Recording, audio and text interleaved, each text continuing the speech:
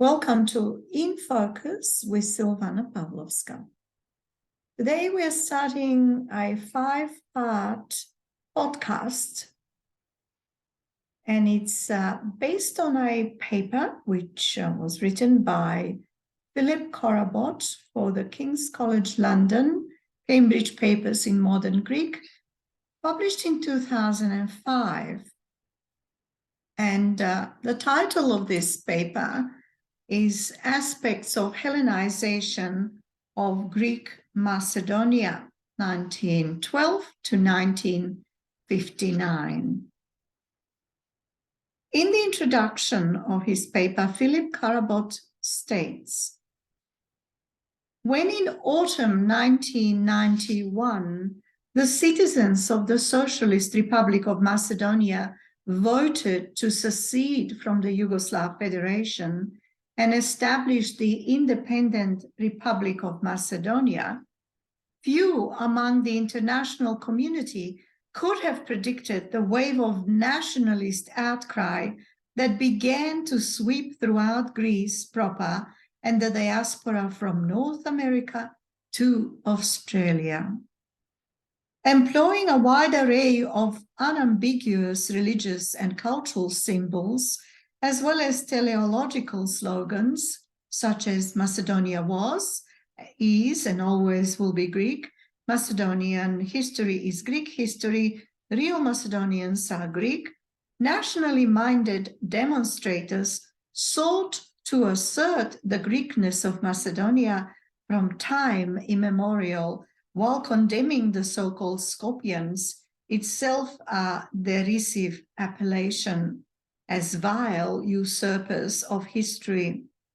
Admittedly, such unequivocal public manifestations were partly underpinned by the unspoken assumption that the national character of late 20th century Greek Macedonia had only been attained after much toil, hardship, and blood.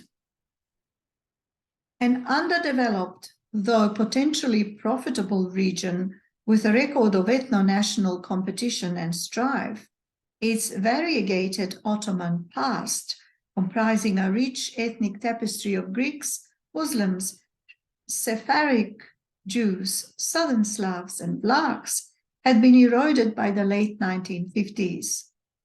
This was partly due to significant population movements in the first 3 decades of the 20th century, as well as the carnage of the Balkan Wars of 1912-1913, 2 world wars, and the Greek Civil War of the 1940s. But it also came about as a result of state-propagated nationalizing strategies and operations, says the paper.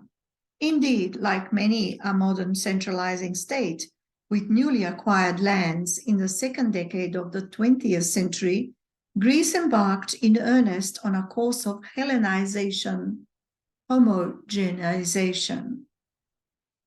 In what follows, both these terms are understood to refer to a series of interrelated processes designed to reconfigure political authority in all its dimensions along national lines by promoting inter alia, the language, culture, and demographic position of the nominally state-bearing nation. Over and above the integration into the host society of ethnic kin population groups that flocked into the country between 1912 and the aftermath of the 1923 Greco-Turkish compulsory exchange of populations. Homogenization also purported to integrate, assimilate, and/or neutralize hetero-religious and heterolingual groups, predominantly those residing in sensitive border areas and claimed by neighboring states as unredeemed brethren. Throughout the long 19th century, Greek perceptions of practices vis-a-vis such a relatively numerically small groups domiciled in the kingdom were grounded on the predominance of nationhood ethnic descent over citizenship, a trend also manifested in other nascent Balkan state entities. As the state expanded, territory law gave way to blood law as the basic determinant of national identity, a development that underscored the incompatibility of the national with the alien.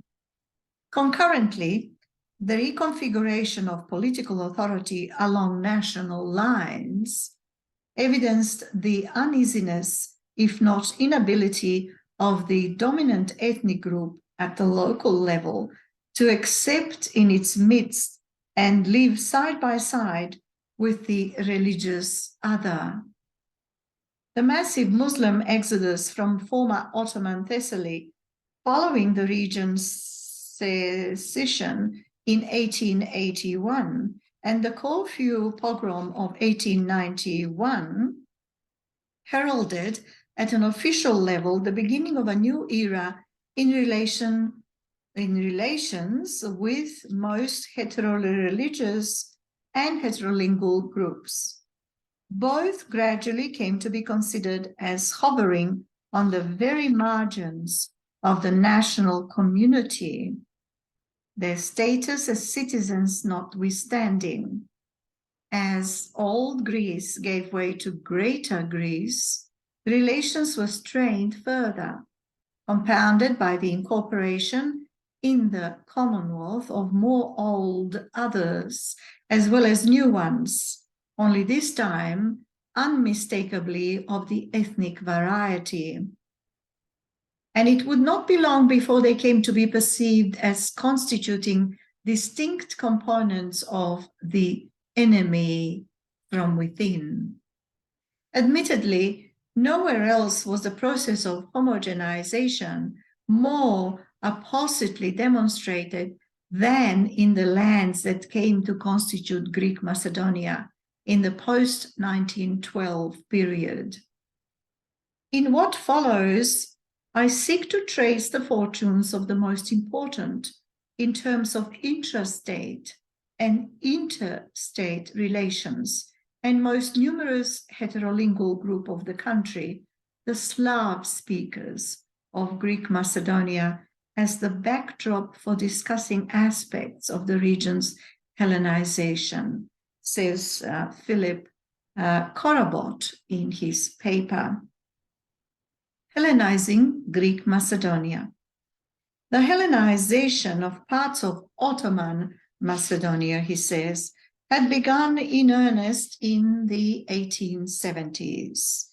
Defined by the doyen of Greek historiography, Konstantinos Paparigopoulos, as the spreading of the Greek language to foreign people, their infusion with the national character of the Greeks, it was precipitated by the establishment of an independent Bulgarian church in 1870.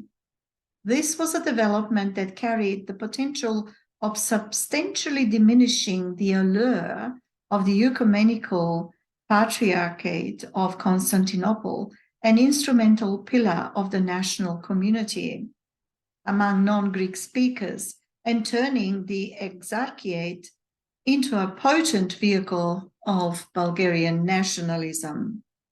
It was also underscored by the belated inclusion of Macedonia as an important constituent part of the narrative on Hellenism.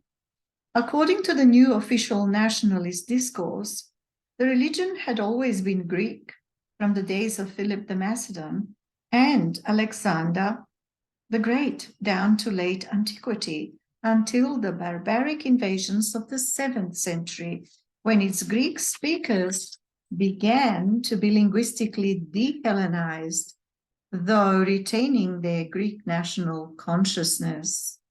Such a Renanian reasoning was a constant in Greek nationalist thinking and practice, though significantly only with regard to as yet unredeemed Christian non-Greek speaking communities. For example, on the eve of the Paris Peace Conference in late 1918, Prime Minister Eleftherios Venizelos, laying claim on southern Albania, northern Epirus, with a population of some 120,000 Greeks and 80,000 Albanians, according to his estimates, maintained that one may be tempted to raise the objection that a substantial portion of this Greek population has Albanian as its mother tongue and is consequently in all probability of Albanian origin, he said.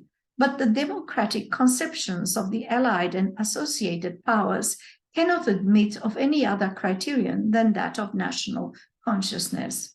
Only the Teutonic conception could prefer the criterion of race or of language.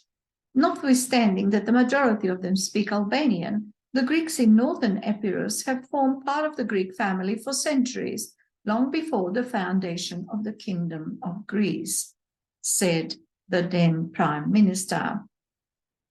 A year later, offering its observations to Sophia's response on Greek territorial claims, Athens was even more unequivocal when arguing that le principe que le gouvernement hellénique est avec lui hellénisme tout entier. This is in French, so I'm unable to read that, unfortunately, for you. So we shall continue to the next paragraph. Thus, consciousness was elevated to a primordial, quasi-metaphysical sentiment that could be and was shared by non-Greek speakers. As the president of the aptly named Nationalist Association Hellenism and dean of the University of Athens, Neocles Kazazis, put it in 1907, national consciousness in Macedonia is preeminently Greek. National consciousness cannot be taught, it cannot be imposed by coercion, by material force, it cannot be bought off. It is inherent, mysterious feeling, Neocles Kazazis said in 1907. Critics were quick to point out that in claiming Ottoman Macedonia for themselves, the Greeks are, before all else, legitimists. The Bulgarian will assert that in point of fact, the Macedonians are Slavs. The Greek takes higher ground. His mind moves among abstractions. He talks not of Greek, but of Hellenism, not of fact, but of right. That Hellenism has a right to Macedonia is his thesis, and he is never at a loss for an argument. Either way, by the end of 1890s, Ottoman Macedonia had become the focal battleground of at least four antagonistic state nationalisms: Athens, Sofia, and to a lesser extent, Belgrade, coveted the Greek and more numerous Slav-speaking Orthodox Christian element. Athens and Bucharest fought for the allegiance of Vlach speakers, Albanian nationalists for that of both Christian and Muslim Albanian ones, while another, as yet non-state identifiable, nationalistic movement sought the loyalty of all indigenous inhabitants under the motto Macedonia for the Macedonians, though it increasingly fell under the spell of Sophia. In what came to be called in Greek discourse the Macedonian struggle, Athens sought first through ecclesiastical and educational means, and then in the 1900s through armed violence to mold the identity of Orthodox Christian Macedonians, which included Greek, Slav, and Vlach speakers alike, in its own national image, in a bid to incorporate local ethnic groups into its imagined community. This was an undertaking of some magnitude, not only because it took place in the face of a fierce religious and ethno-national strife, or because it was carried out in the Ottoman Commonwealth, or even because expectations often exceeded what was realistically possible on the basis of available resources.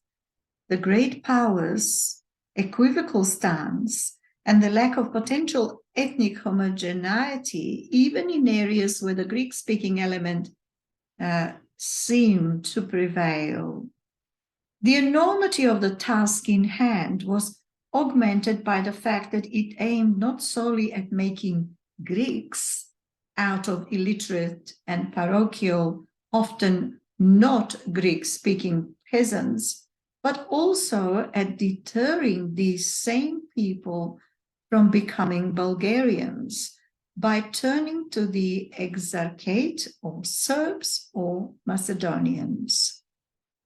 And all this at a time when at least some of the targets of the competing Isation enterprises either crossed the divide and aligned themselves with the erstwhile enemy or, on occasion, chose not to take sides, a not uncommon phenomenon that compelled a witty French consul in the region to exaggerately declare that with a fund of 1,000,000 francs, he would undertake to make all Macedonian French by teaching them that they are the descendants of the French crusaders who conquered Salonika in the 12th century.